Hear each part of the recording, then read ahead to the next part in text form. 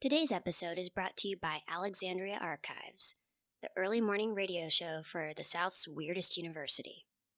Visit alexandriaarchives.com today to find out more about the school where running into ghosts, vampires, and things that go bump in the night is just another day on campus. That's alexandriaarchives.com. Go Wendigos. Today was Shan's debut as pet fixer for the Seekers. I gotta say, they killed it. I wish I could take credit for being a kick-ass mentor. But the truth is, Shan saved me today. I don't know what would have happened if they hadn't been there. I don't think it'll be the last time, either. This is Spines.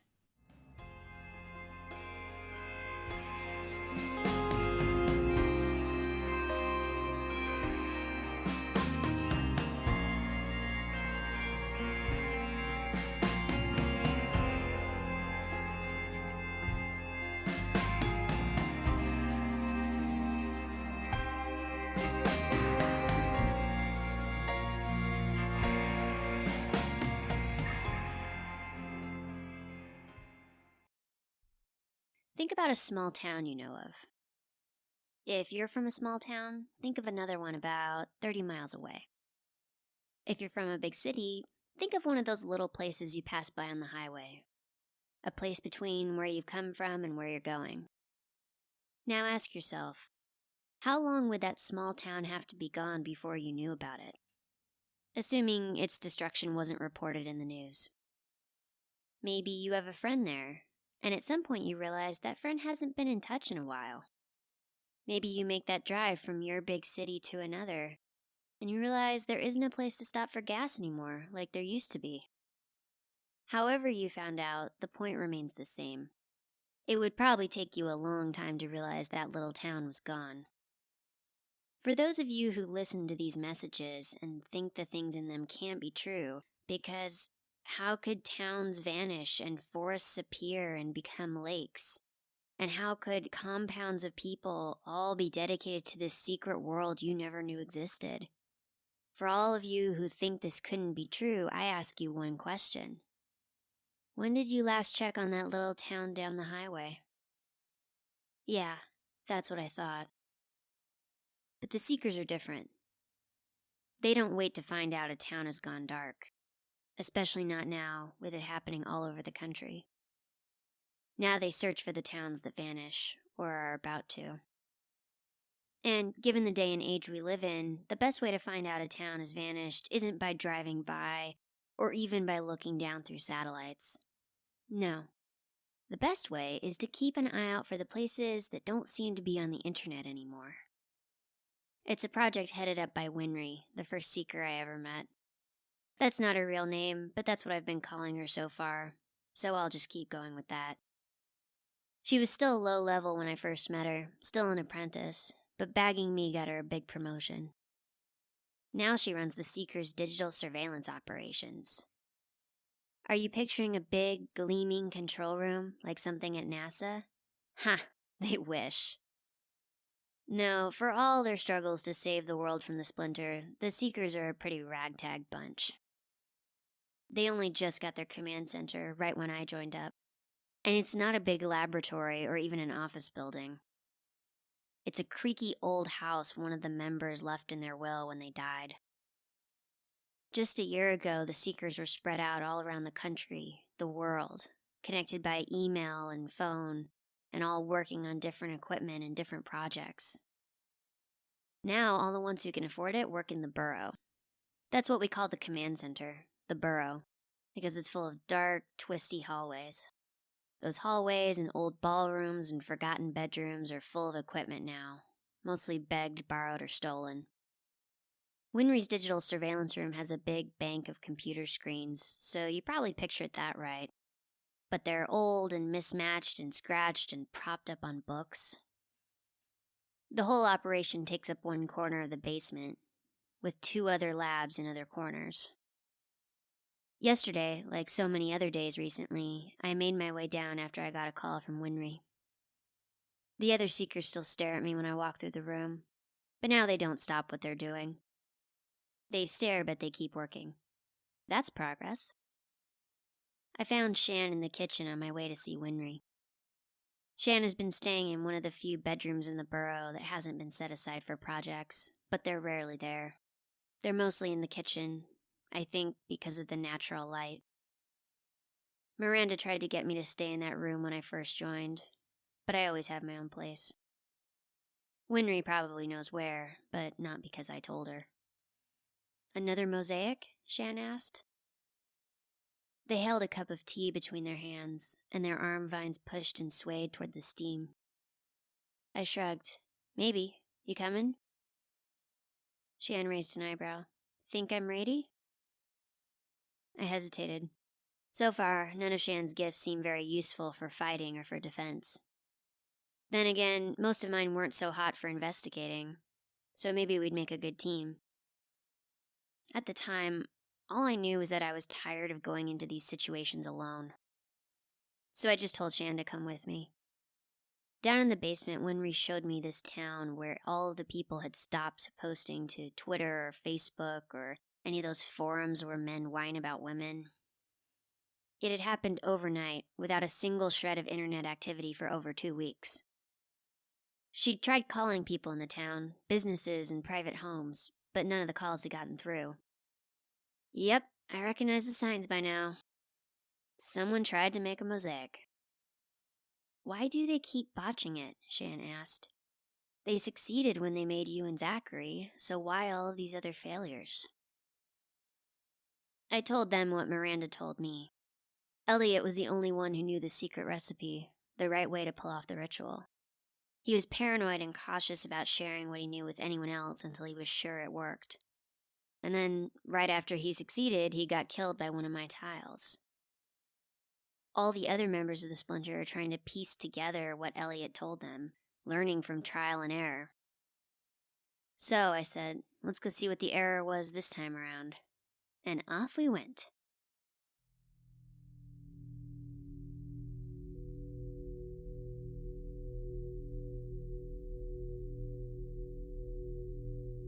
Things you should know about the Seekers. They came close, once, to making mosaics in their own way. The slow, methodical way of selective breeding and genetic manipulation, not the shortcut of the Splinter. They managed to produce 4 people with a wonderful combination of gifts. 4 people the right age and combination of sexes to make 2 mosaics. The Seekers saw the end of their quest on the horizon, saw themselves inching toward the culmination of all they'd worked for over the centuries. But then a new year came along, and that year was 1939. You see where this is going, don't you? One of their prize subjects was in China, one in Denmark, one in India, one in Greece, where the Seekers had been since their beginnings. This is what happened to them. The one in China, a young woman named Yan Mei, had the greatest mind control abilities this world has ever seen. She persuaded entire battalions of occupying Japanese forces to turn on each other, at least until the strain of manipulating so many minds at once gave her a fatal aneurysm. The Danish one, Christian, fought with the Danish resistance for most of the war. His powers were all of the flesh, subtle abilities of biological manipulation. He could make homunculi out of his spit and hair and fingernail clippings, and then he could send them into Gestapo headquarters or prisons or private homes and have them report back on what they heard. But the Nazis got wind of his abilities somehow, and they closed in. Just before he ended his life, he ordered one of his lieutenants to burn the body so the Nazis would never be able to use what they found. Then there was Pratitha, the shapeshifter, who made herself a man long enough to join the colonial military and fight her way across North Africa. She's responsible for the British victory at the Battle of El Alamein, although she never got credit for it. A stray mortar ended her life in 1943. The Greek man, Vasilis, was the only one left at the end. He'd wanted to go and help his beautiful Pratitha, but his gifts weren't suited for combat. They both knew he'd only slow her down as she slipped behind enemy lines. So he stayed behind, and the Seekers hooked him up to tubes and beakers, and he helped in the only way he could. He made medicine. He sweated antibiotics, and he bled painkillers, and he pissed the world's only perfect treatment for chemical burns. His tears cured typhus, and his saliva granted soldiers a temporary surge of superhuman strength. He gave all he could stand, and then he gave more. And then, as civil war broke out in Greece and the Second World War came to a close, and Vasilis became little more than a withered husk grieving for Pratitha, the Seekers unhooked the tubes and pulled out the needles and told him to stop his tears. Then they smuggled him out of the country and they settled in the United States. There they began their mission from scratch, using what remained from old libraries and in the memories of their older researchers.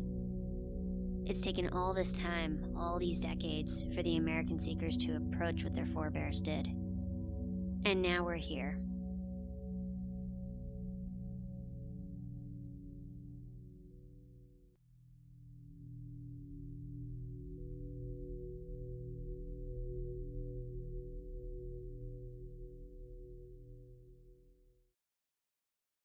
The town looked fine from the outside.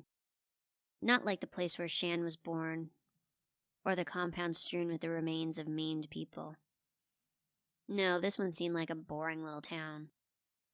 People on the sidewalks, cars driving down the streets. Nothing exciting. Shan and I watched from the highway for a while, but nothing happened. Finally, we headed for the main road leading down the center of the town. Things started to get weird pretty quick. People stopped when they saw us, stopped and stared and whispered. But not the usual small town, who's that stuff. And not really hostile. More wary, I guess. Fearful.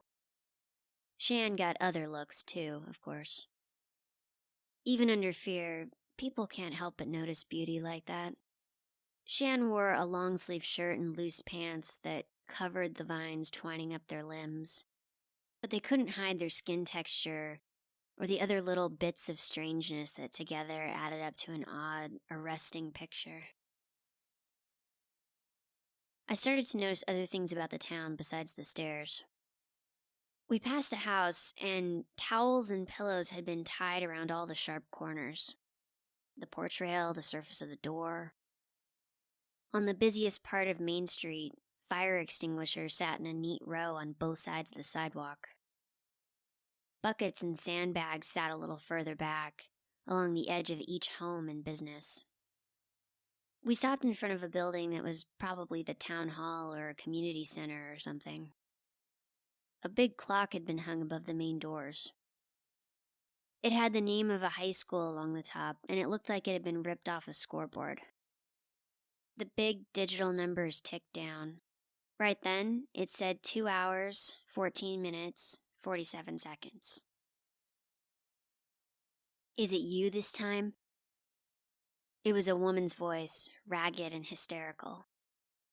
She stormed out of one of the buildings, eyes wide and hair tangled. "Why wait?" she said. Just fucking get it over with." A man ran out and pulled her away from us. "Sorry," he muttered, but not like he was embarrassed. More like he was scared about what we might do. "We're not here to hurt you," Shan said. They stepped over and let their fingers trail along the inside of the woman's wrist. It looked like just a gentle touch, but I knew Shan must be making some kind of potion through their fingertips. Sure enough, the woman settled down. But as soon as she calmed down, Shan's eyes widened, and they stepped away, blinking and shaking their head. "What's wrong?" I asked. They hesitated, as though unsure of what to say. So I asked the woman why she was scared of us, what she thought we were going to do. Her eyes filled with tears. She pointed at the ticking scoreboard clock. "Is it you this time? It must be you. No one else gets in. The only things that get in are the things that..." She couldn't finish whatever she'd been about to say. I asked what that meant. people not getting in. The man answered for her. If you just wandered in here, I don't know how you did it. No one's been able to get in or out of town in weeks.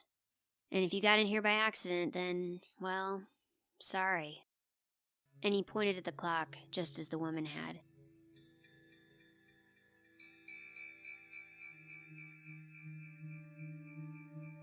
Shan's fingers plucked at my sleeve. Something's wrong, they said, pulling me off to one side. What I saw, it can't be right. That woman? She died. She died in a fire. I didn't argue. I didn't point out the obvious, that a woman who died in a fire couldn't be standing in front of us now. That sort of thing stops being obvious when you've been in my world for a while. Shan reached out and trailed their fingers along the front wall of one of the buildings.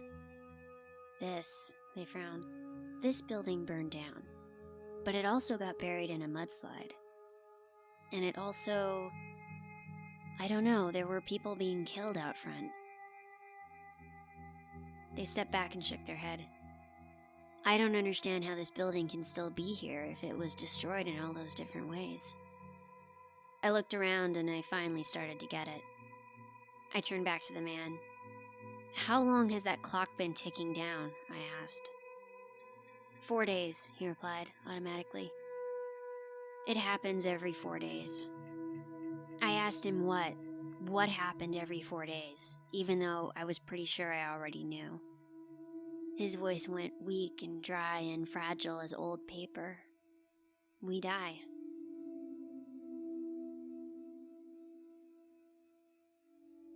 There was no way to prepare because there was no way to know what kind of death was coming. They told us some they'd gone through, every 4 days for the last several weeks. Firestorm, mudslide, drowning, a tornado, a mob of masked people who beat and cut everyone in town to death. A few townspeople survived, most times. Not always. But always, every time, those who had died and those who survived woke up the same as always. And then the clock started ticking down again, and they tried to plan for a new disaster. None of them could tell us why it happened.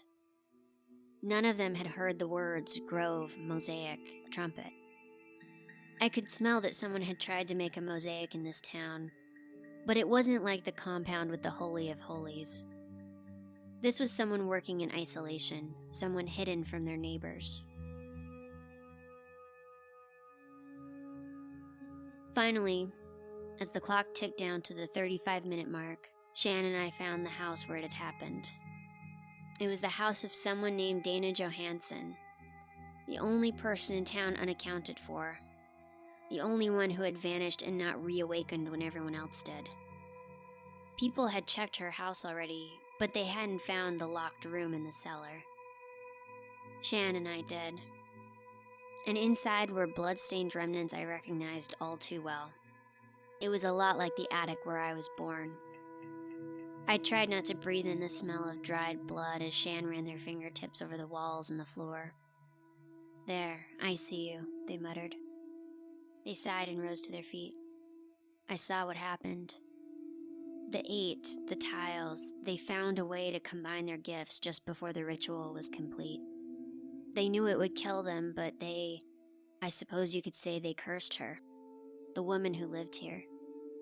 Shan looked up at the ceiling as though they could see the town above. They lost control, though.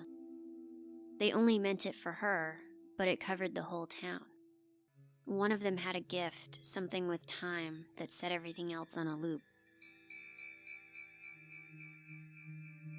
I checked my watch. We should go. Shan raised an eyebrow. Aren't we going to save these people? They asked. Of course, I said, even though I wasn't sure we were going to be able to do anything at all. But I'd rather do it from the outside, where we'll be safe. But that, as it turns out, wasn't going to happen. We'd gotten in just fine. But as soon as we tried to step onto the highway lining the edge of the town, we turned around. It was like the world twisted and pushed us back in the other direction. We tried again and again. I could feel a buzz in that spot, a hum I hear when I slow time. Someone had played with time here, had brought it out of sync with the outside world. Suddenly, that clock seemed to be ticking down a whole lot faster. Shan and I tried different points along the edge of town. As we moved, people started gearing up for their next death, setting up fire hoses, sending their kids down into the basement of the church. But they did it with resigned, heavy movements. They had to try, they knew that, but they also didn't think this time would be any different.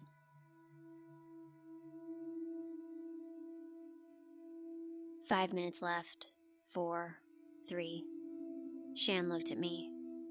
"I don't think we're getting out of here before this happens," they said. Calm, like we were going to miss a movie. "Yeah," I said. "Think we should take shelter?"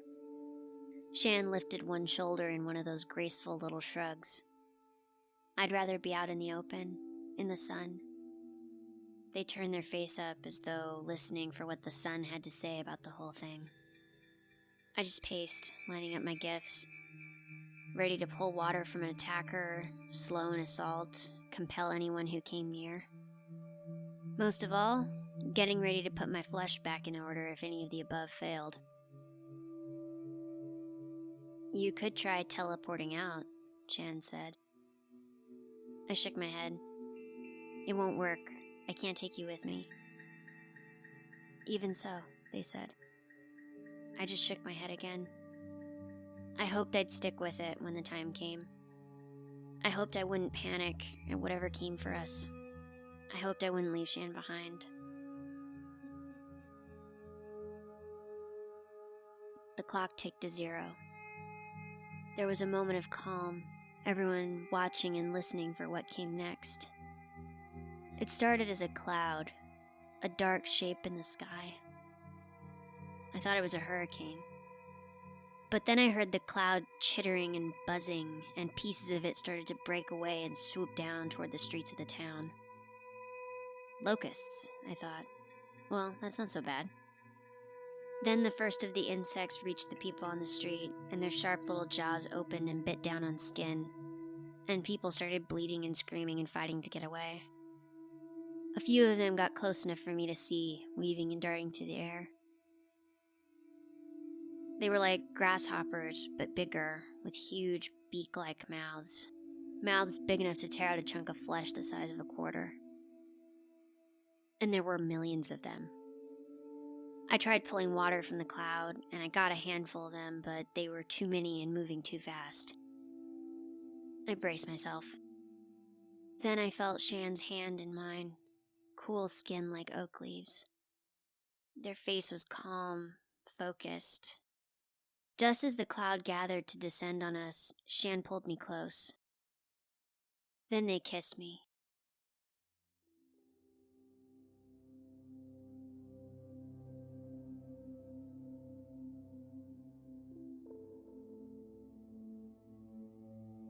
I understand why now, but at the time I thought it was just Shan accepting the end and choosing to go out that way. And I was all too happy to go along with it. There are much, much worse ways to die.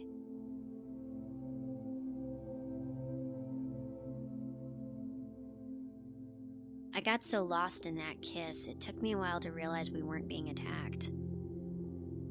I opened my eyes and looked around.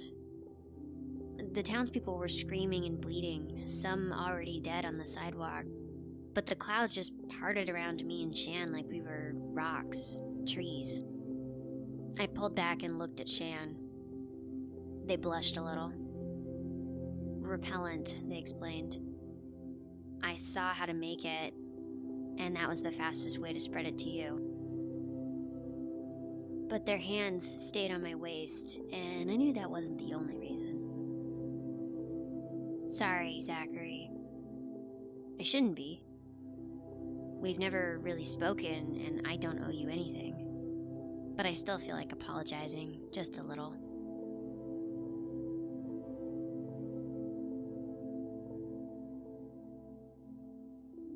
The next 10 minutes were carnage. There was nothing to do but watch and wait for it to be over. It felt like forever. Once the last person stopped screaming, the cloud of insects shot back up into the sky. And then that hum, that buzz of manipulated time started to change. I closed my eyes, felt it in my fingertips. Shan started to ask me what was happening, but I shushed them. I saw a vulnerable point in the loop, a malleable spot if I timed it perfectly. I felt time swing back around in its circle. Even without opening my eyes, I knew the chewed corpses of the townspeople were healing, damage reversing, hearts returning to a time when they pumped blood. There it was, a split second that took the whole cycle back to its beginning. The moment before everyone woke up in their beds and the clock started ticking down to their next death. And it's hard to explain, but it's like I knocked the loop off its track. I accelerated it when it was supposed to slow down, and the loop broke. I opened my eyes, and the town was clean and boring and normal again. Shan turned a circle as though trying to find something. Did something just change? They asked. Yeah, I said. It's okay. We fixed it. It felt good, getting to save someone for once.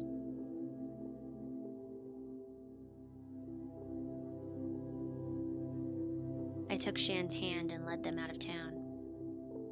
Nothing tried to stop us this time.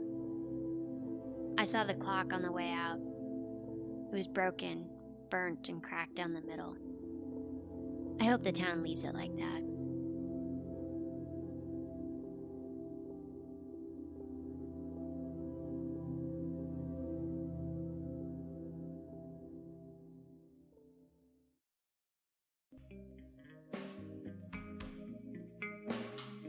Spines is a production of Zoom Doom Stories.